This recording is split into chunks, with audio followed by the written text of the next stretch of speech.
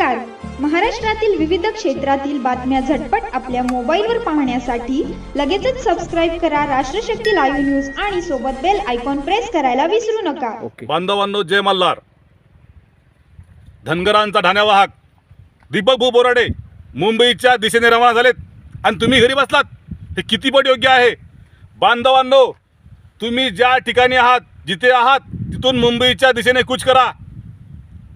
आपण 70 वर्षापासून बघतोय प्रस्थापित या लोकांनी आपला एसटीचं प्रमाणपत्र हे दाबून ठेवलं आणि ते आपलं आणायचं आहे. ते एकट्याचं काम नाही आहे. प्रत्येक घराघरात दीपक भाऊ बोराडेसारखा योद्धा तयार झाला पाहिजेत आणि तो मुंबईच्या दिशेने रवाना झाला पाहिजेत. बांधवांनो, आपण फक्त येणाऱ्या पिढीला एवढंच सांगायचं आहे की तुमच्यासाठी आम्ही प्रॉपर्टी कमवू नाही शकलो, गाडी बंगला कमवू नाही शकलो, पण तुमच्या हाती आम्ही एसटीचं सर्टिफिकेट आणून दिलं. हे छाती ठोकपणे सांगता आलं पाहिजे मित्रांनो, सांगता आलं पाहिजे. मित्रांनो, मी एक कार्यकर्ता म्हणून तुम्हाला सांगत नाही आहे, नेता म्हणून सांगत नाही आहे.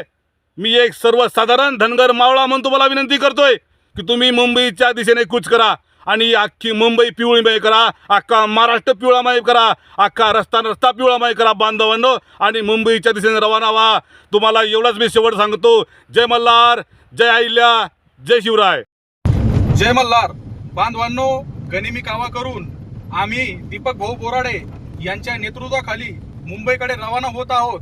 तरी आपणा सर्वांना विनंती आहे, आपण घरात न बसता मुंबईच्या दिशेने रवाना व्हावं.